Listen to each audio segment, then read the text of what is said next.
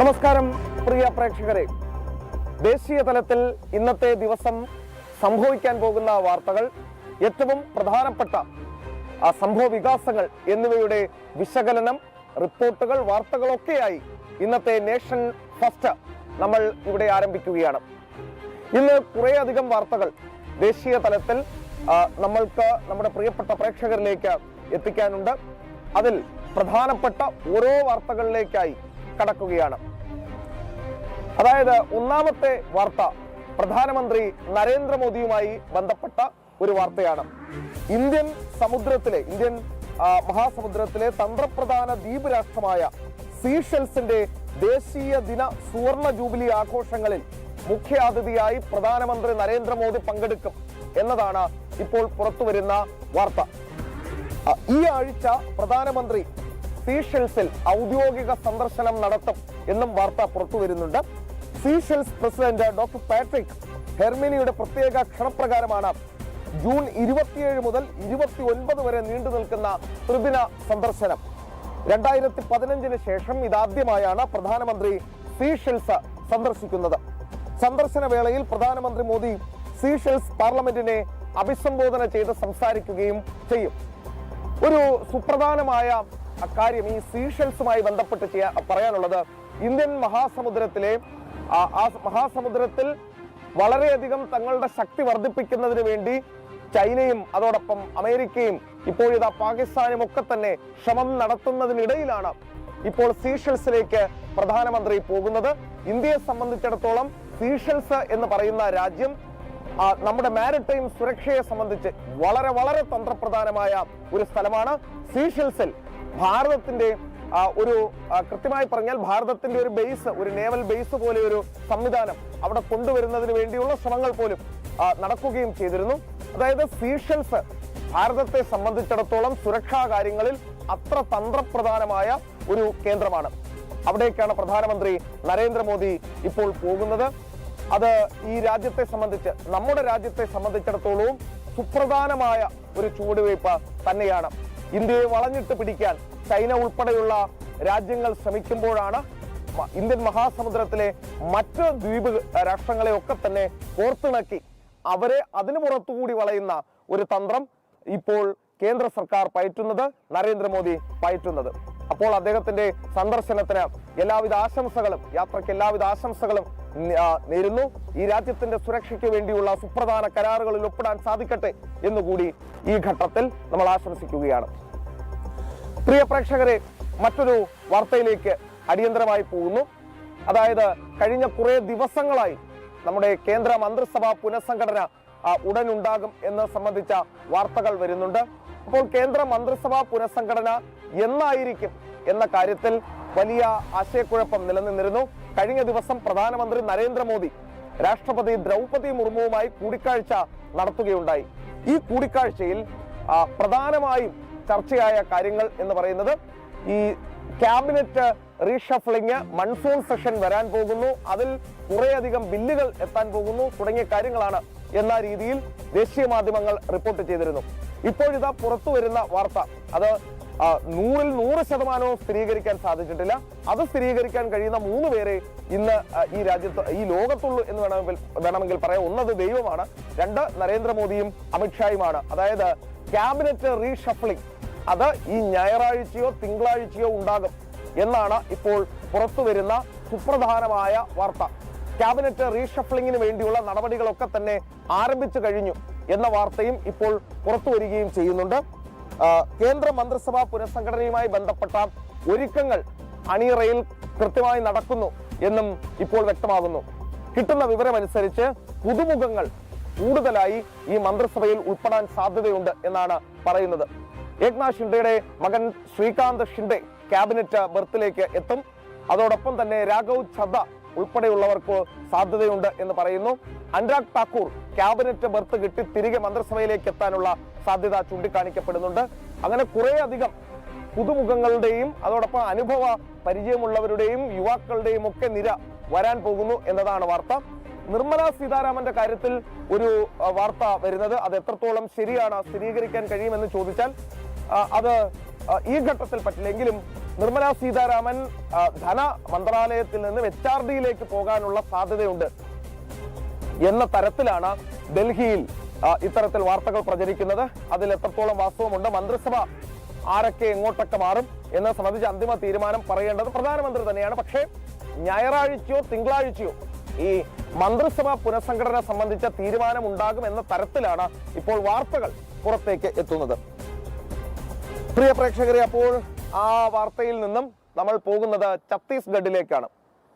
ഛത്തീസ്ഗഡിൽ ഏറ്റവും പ്രധാനപ്പെട്ട ചില പ്രവർത്തനങ്ങൾ കുറെ അധികം കാലങ്ങളായി നടക്കുന്നുണ്ട്. അത് നക്സൽ വിരുദ്ധ പോരാട്ടമാണ്.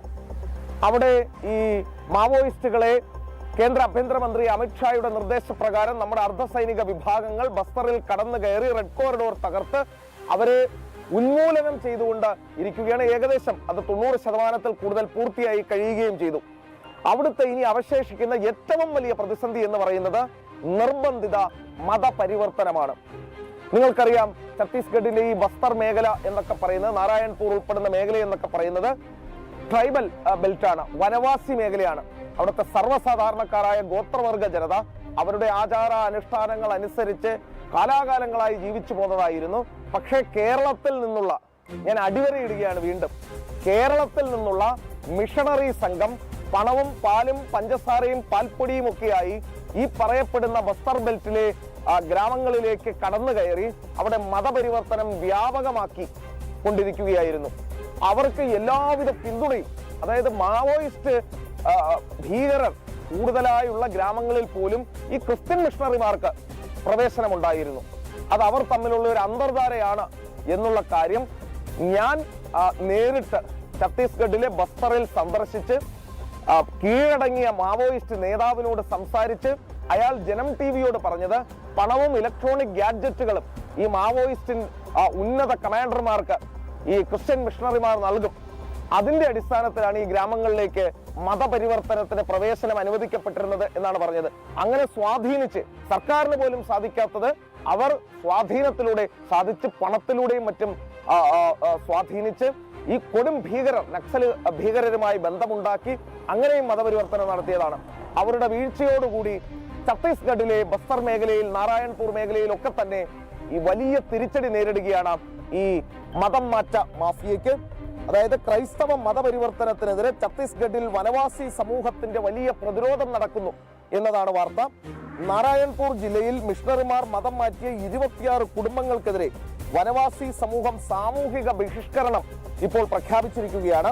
ഗ്രാമവാസികൾ പറയുന്നതനുസരിച്ച് ഈ കുടുംബങ്ങൾക്ക് വനവാസി സംസ്കാരത്തിലേക്ക് മടങ്ങി വരാൻ 30 ദിവസത്തെ സമയം നൽകിയിട്ടുണ്ട്.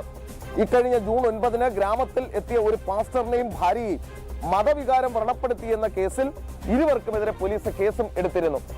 കേരളത്തിൽ നിന്നാണ് വളരെയധികം ആളുകൾ അങ്ങോട്ടേക്ക് തള്ളിക്കയറുന്നത്. ജനം ടിവി ഇതൊരു പരമ്പരയായി വാർത്ത ചെയ്തിരുന്നു. ഇപ്പോൾ കിട്ടുന്ന വിവരമനുസരിച്ച് ഈ 26 കുടുംബങ്ങൾ ഈ ഗ്രാമത്തിൽ സാമൂഹിക ബഹിഷ്കരണം ഏർപ്പെടുത്തിയിരിക്കുകയാണ്.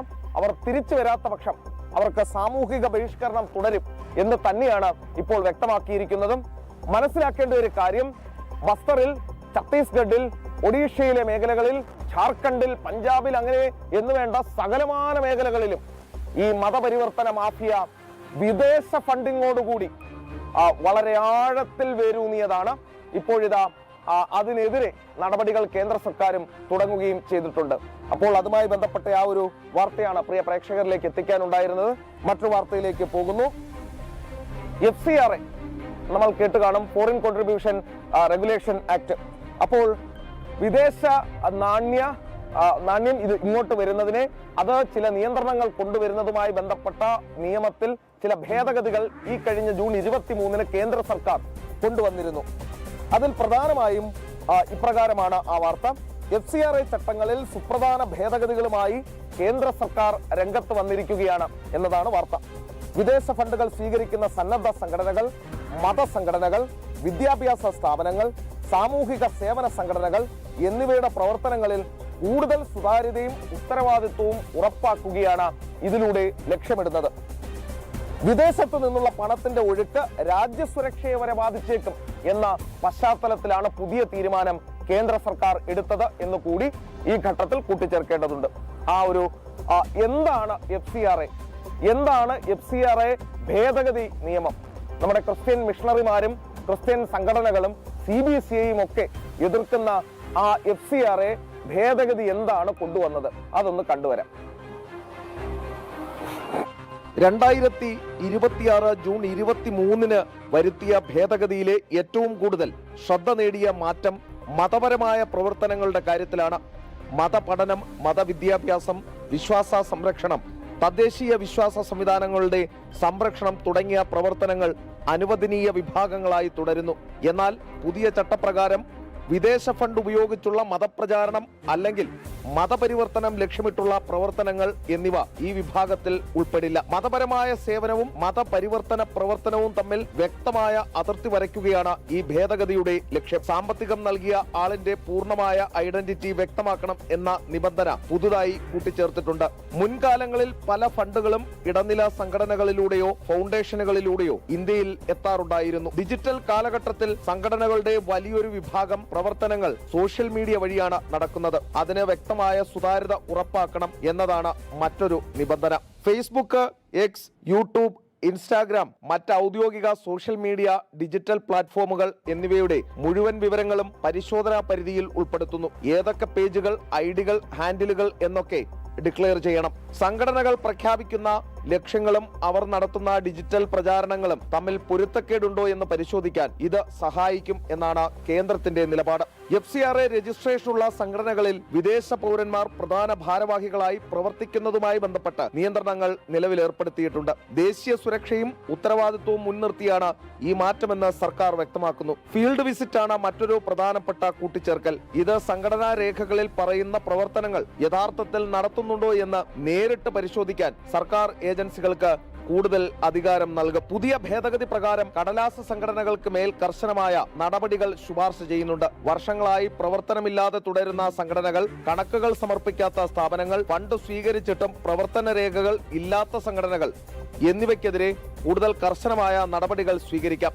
ഇതിലൂടെ പേപ്പർ NGO അല്ലെങ്കിൽ വ്യാജ ഷെൽ NGOകൾ കുറയ്ക്കാനാകുമെന്നാണ് സർക്കാർ പ്രതീക്ഷിക്കുന്നത്. ഇന്ത്യയിൽ വിദേശ ഫണ്ട് സ്വീകരിക്കുന്ന ഏതൊരു സംഘടനയ്ക്കും ഒരു സന്ദേശം ഇതിലൂടെ നൽകുകയാണ് കേന്ദ്ര സർക്കാർ. വിദേശ ഫണ്ട് സ്വീകരിക്കാം, പക്ഷേ അതിന്റെ ഉറവിടവും ഉപയോഗവും ലക്ഷ്യവും മാർഗവുമെല്ലാം പൂർണ്ണമായും സുതാര്യമായിരിക്കണം എന്നു മാത്രം.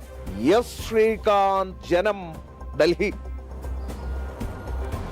പ്രിയപ്പെട്ട പ്രേക്ഷകരെ, ആ വാർത്ത നിങ്ങൾ കണ്ടു കാണും. FCRA എന്താണ്, FCRAയിലൂടെ കൃത്യമായി ഉദ്ദേശിക്കുന്നത് എന്താണ് തുടങ്ങിയ ആ ഒരു വിശദാംശമാണ് പ്രിയപ്പെട്ട പ്രേക്ഷകർ ഇപ്പോൾ കണ്ടത്. കേരളത്തിൽ നിന്നും കഴിഞ്ഞ ദിവസം നമ്മൾ കണ്ടതാണ് അനവധി പ്രതികരണങ്ങൾ ക്രൈസ്തവ വിഭാഗത്തിന്റെ മതമേലധ്യക്ഷന്മാരുടെ ഭാഗത്തുനിന്നും വരുന്നത്.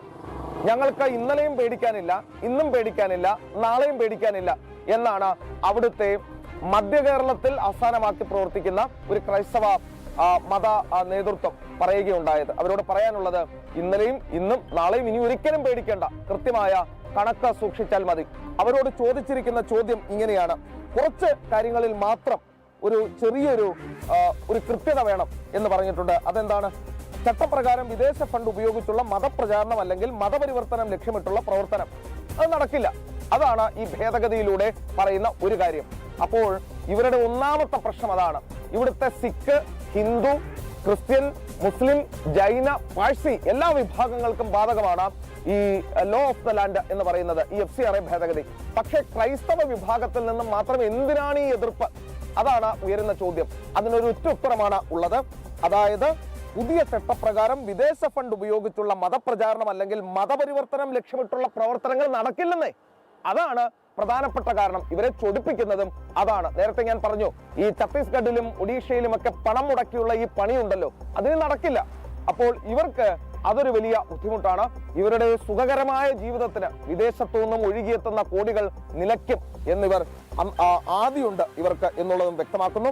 മാത്രമല്ല, സാമ്പത്തികം നൽകുന്ന ആളിന്റെ പൂർണ്ണമായ ഐഡന്റിറ്റി വ്യക്തമാക്കണം. ഇതിലെന്താണ് പ്രശ്നം? പണം ആര് നൽകി എന്നുള്ള കാര്യം അയാളുടെ പൂർണ്ണമായ ഐഡന്റിറ്റി വ്യക്തമാക്കണം. നിങ്ങൾ എന്തായാലും ഈ പണം വാങ്ങിക്കുന്ന ആളുകൾ ഭീകരന്മാരുടെ കയ്യിൽ നിന്നല്ല, ഈ രാജ്യവിരുദ്ധന്മാരുടെ കയ്യിൽ നിന്നല്ല ഈ പണം വാങ്ങുന്നത് എന്ന് ഉറപ്പാക്കേണ്ട ബാധ്യത ഈ രാജ്യത്തിനില്ലേ? എന്തിനാണ് അക്കാര്യത്തിൽ നിങ്ങൾ പേടിക്കുന്നത്? ആ പേരങ്ങ് പറഞ്ഞാൽ ആ പ്രശ്നം തീരും. അപ്പോൾ രണ്ടാമത്തേതിലും സാധാരണ ജനങ്ങൾക്ക് പ്രശ്നം തോന്നുന്നില്ല ഈ ഭേദഗതിയിൽ.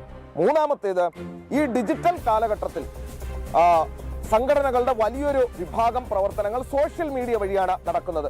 അതിന് വ്യക്തമായ സുതാര്യത ഉറപ്പാക്കണം എന്നതാണ് കാര്യം. എക്സ്, ട്വിറ്റർ, മറ്റ് ഒരുപാട് സാധനങ്ങളുണ്ട്, ഫേസ്ബുക്ക് ഉണ്ട്, യൂട്യൂബ് ഉണ്ട്. ഇതുമായി ബന്ധപ്പെട്ട വിവരങ്ങൾ കൃത്യമായി സർക്കാരിനെ അറിയിക്കണം. അത് എന്തിനാണെന്നറിയാമോ?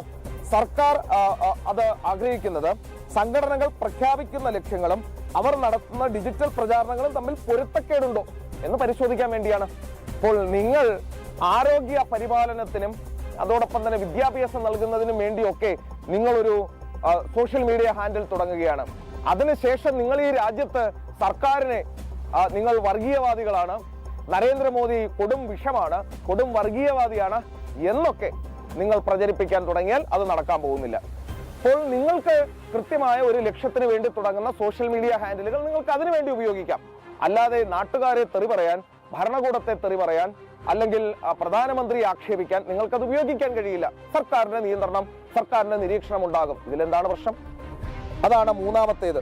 മറ്റൊന്ന്, ഈ വിദേശ FCRA രജിസ്ട്രേഷനുള്ള സംഘടനകളിൽ വിദേശ പൗരന്മാർ പ്രധാന ഭാരവാഹികളായി പ്രവർത്തിക്കുന്നതുമായി ബന്ധപ്പെട്ട് കൂടുതൽ നിയന്ത്രണങ്ങൾ ഏർപ്പെടുത്തിയിട്ടുണ്ട്. നിങ്ങൾക്ക് ഈ വിദേശികളെ എന്തിനാണ് നിങ്ങളുടെ ഈ ട്രസ്റ്റുകളിലൊക്കെ തന്നെ കൊണ്ടുവയ്ക്കണമെന്ന് വാശി? ഇവിടെ ആർക്കും ആ ഒരു വാശി ഉണ്ടാകും എന്ന് തോന്നുന്നില്ല. കുറെ കാലം ബ്രിട്ടീഷുകാരും പോർച്ചുഗീസുകാരും ഫ്രഞ്ചുകാരും ഡച്ചുകാരും ഒക്കെ നമ്മളെ ഭരിച്ചതല്ലേ, വിദേശികളല്ലേ? ഇനിയെങ്കിലും സ്വതന്ത്രമായി ഈ വിദേശികളുടെ ഒന്നും തന്നെ സ്വാധീനമില്ലാതെ ഇവിടെ പ്രവർത്തിക്കാൻ ശ്രമിക്കുക എന്നുള്ളതാണ് വേണ്ടത്. വിദേശികൾ കൂടിയേ തീരൂ എന്ന് വാശി പിടിക്കരുത്. ചില രാഷ്ട്രീയക്കാർക്ക്, ചില രാഷ്ട്രീയ പാർട്ടികൾക്ക് വിദേശികൾ വേണമെന്ന് ആഗ്രഹമുണ്ട്, അവരത് കൃത്യമായി ചെയ്തിട്ടുമുണ്ട്. പക്ഷേ ഈ സംഘടനകൾ കൂടി അങ്ങനെ ഇറങ്ങി പുറപ്പെടരുത്. അത് രാജ്യസുരക്ഷയ്ക്ക് ഭീഷണിയാണ് എന്നതുകൊണ്ടാണ് കേന്ദ്ര സർക്കാർ അതിനെ കൃത്യമായി എതിർക്കുന്നത്. അപ്പോൾ ഈ ക്രൈസ്തവ മത നേതൃത്വം ഈ പറഞ്ഞ കാര്യങ്ങളിൽ ഏതാണ് അവർക്ക് എതിർപ്പ് എന്ന് വ്യക്തമാക്കണം. ഈ കാടടച്ച് വെടിവെക്കാൻ നിൽക്കരുത്. നിങ്ങൾക്ക് ഇതിൽ ഏതാണ് ഈ ഭേദഗതിയിൽ എതിർപ്പ് എന്നുള്ളത് അങ്ങ് പറഞ്ഞാൽ മതി. അക്കാര്യത്തിൽ ചർച്ചകൾ ഇനിയും നടക്കും എന്ന കാര്യത്തിൽ സംശയം വേണ്ട. ഇനി മറ്റൊന്ന്, ഫീൽഡ് വിസിറ്റ് എന്നൊരു ഘടകം കൂടി അതിൽ കൊണ്ടുവന്നിട്ടുണ്ട്. ഇത് സംഘടനാ രേഖകളിൽ പറയുന്ന പ്രവർത്തനങ്ങൾ യഥാർത്ഥത്തിൽ നടന്നിട്ടുണ്ടോ എന്ന് ഫീൽഡിലെത്തി പരിശോധിക്കാൻ സർക്കാരിന് അധികാരം നൽകുന്നതാണ്. ഇപ്പോൾ രേഖകളിൽ നിങ്ങൾ പറയും, ഞങ്ങൾ ഈ പണം ഉപയോഗിച്ചത് വിദ്യാഭ്യാസത്തിന് വേണ്ടിയാണ്, ഞങ്ങൾ ഇത് ഉപയോഗിച്ചത് ആരോഗ്യ പരിപാലനത്തിന് വേണ്ടിയാണ് എന്നൊക്കെ. എന്നിട്ട് നിങ്ങൾ ചെയ്യുന്ന പരിപാടി ഛത്തീസ്ഗഡിലെയും ഒഡീഷയിലെയും ഒക്കെ വനവാസി മേഖലകളിൽ മതം മാറ്റം തന്നെയാണ്. അപ്പോൾ നിങ്ങൾ ഈ പണം ഉപയോഗിച്ച് സ്കൂള് വെച്ചു എന്ന് രേഖയിൽ എഴുതി വെച്ചിട്ട് ആ സ്കൂളും കാണില്ല, സ്കൂളിൽ കുട്ടികളും കാണില്ല എന്ന അവസ്ഥ ഉണ്ടെങ്കിൽ നിങ്ങളുടെ NGO പൂട്ടും. നിങ്ങൾക്ക് വിദേശത്തൊന്നും പണം വാങ്ങാനും കഴിയില്ല. ഈ രാജ്യത്ത് ഇങ്ങനെ ഒരു നിയമം വന്നതിൽ നിങ്ങൾക്ക് എന്താണ് അസഹിഷ്ണുത? നിങ്ങൾ പണം ഒരാളുടെ കയ്യിൽ നിന്നും ഇന്ന കാര്യത്തിന് എന്ന് പറഞ്ഞു വാങ്ങി സർക്കാരിൽ ഒരു രേഖ കൊടുത്തിട്ട് നിങ്ങൾ മറ്റൊന്ന് ചെയ്യുമ്പോൾ ഈ രാജ്യം ഭരിക്കുന്ന സർക്കാരിന് നിങ്ങളെ അക്കൗണ്ടബിൾ ആക്കേണ്ടതില്ലേ? അപ്പോൾ നിങ്ങളൊരു കാര്യം ഓർക്കണം. കഴിഞ്ഞിടെ ബാംഗ്ലൂരിൽ പിടിയിലായ കുറച്ച് ക്രിസ്ത്യൻ മതപരിവർത്തന ടീമുകളുണ്ട്. അവരുടെ പണം പിൻവലിച്ചിരിക്കുന്നത് മുഴുവൻ ഈ നക്സൽ ബാധിത മേഖലയോട് ചേർന്നുള്ള ATMകളിൽ നിന്നാണ്. ഇപ്പോഴൊന്ന് ഓർത്തു നോക്കൂ, ഇവർ ഈ പണം നക്സലുകൾക്ക് നൽകിയോ അതോ മറ്റാർക്കെങ്കിലും നൽകിയോ എന്നുള്ള കാര്യത്തിൽ ഇപ്പോഴും സംശയം നിലനിൽക്കുന്നു എന്നുള്ളതാണ്. ഞാൻ ഈ വാർത്ത കുറച്ചധികമായി പറയാൻ സമയമെടുത്തു. ദയവായി എന്നോട് ഒരു അലോഹ്യം തോന്നരുത്. കാരണം ഇത് വലിയ വിവാദമാക്കി മാറ്റാൻ ശ്രമം ഒരു വിഭാഗം നടത്തുന്നത് കൊണ്ടാണ് ഇത് ഇങ്ങനെ എക്സ്പ്ലെയിൻ ചെയ്ത് തന്നെ പോകേണ്ടി വന്നത് എന്നുള്ളതാണ്.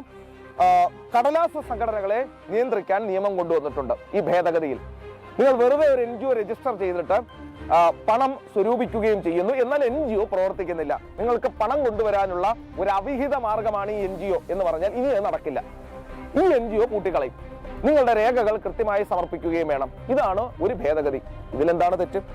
അങ്ങനെ ഈ രീതിയിലുള്ള കൃത്യമായ കണക്കുകൾ, അതായത് അതിൽ പറയുന്നത് ഇങ്ങനെയാണ്: ഇന്ത്യയിൽ വിദേശ ഫണ്ട് സ്വീകരിക്കുന്ന ഏതൊരു സംഘടനയ്ക്കും ഒരു സന്ദേശം ഇതിലൂടെ നൽകുകയാണ്. ഈ ഭേദഗതിയിലൂടെ വിദേശ ഫണ്ട് സ്വീകരിക്കാം, പക്ഷേ അതിന്റെ ഉറവിടവും ഉപയോഗവും ലക്ഷ്യവും മാർഗവും പൂർണ്ണമായും സുതാര്യമായിരിക്കണം. ഇത്രയേ ഉള്ളൂ.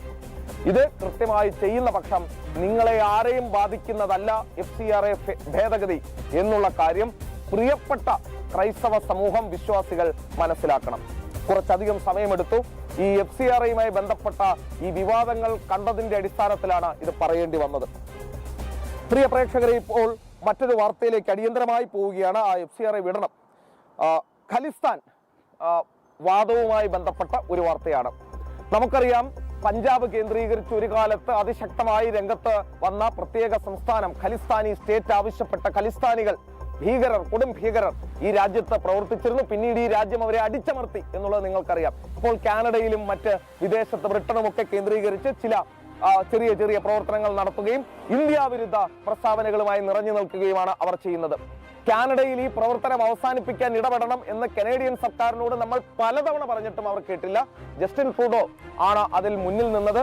അദ്ദേഹത്തിന് അവരുടെ വോട്ട് ബാങ്ക് പ്രധാനമായിരുന്നു എന്നുള്ളത് കൊണ്ട് അദ്ദേഹം നടപടിയെടുത്തില്ല. ഇതാദ്യമായി ഇന്ത്യ ഉന്നയിച്ച ആവശ്യം കാനഡ അംഗീകരിച്ചിരിക്കുന്നു. അതിൽ ഏറ്റവും പ്രധാനപ്പെട്ടത് അന്താരാഷ്ട്ര വേദിയിൽ ഖലിസ്ഥാനി ഭീകരവാദത്തെയും അവർക്ക് കുടപിടിക്കുന്ന കനേഡിയൻ ഭരണകൂടത്തെയും തുറന്നു കാട്ടിയ ഭാരതത്തിന്റെ ഉറച്ച ദേശീയ നിലപാടുകൾക്കൊടുവിൽ നമുക്ക് വൻ വിജയം നേടിയ ഒരു സംഭവം ഉണ്ടായിരിക്കുന്നു.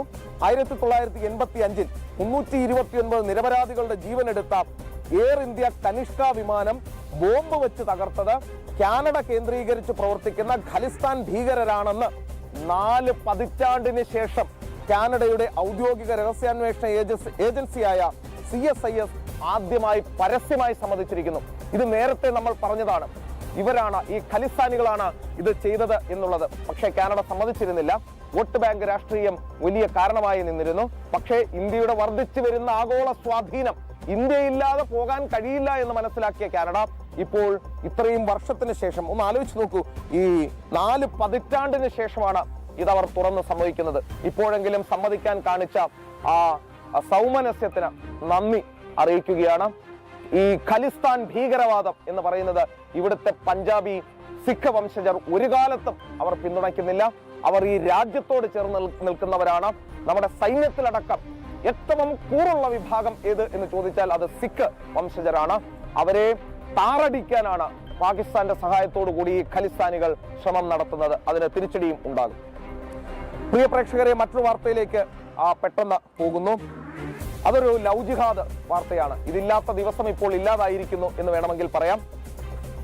രാജ്കോട്ടിൽ AAP മുൻ സ്ഥാനാർത്ഥി, ആം ആദ്മി പാർട്ടിയുടെ മുൻ സ്ഥാനാർത്ഥിയെ മരിച്ച നിലയിൽ കണ്ടെത്തി എന്നുള്ളതാണ് വാർത്ത.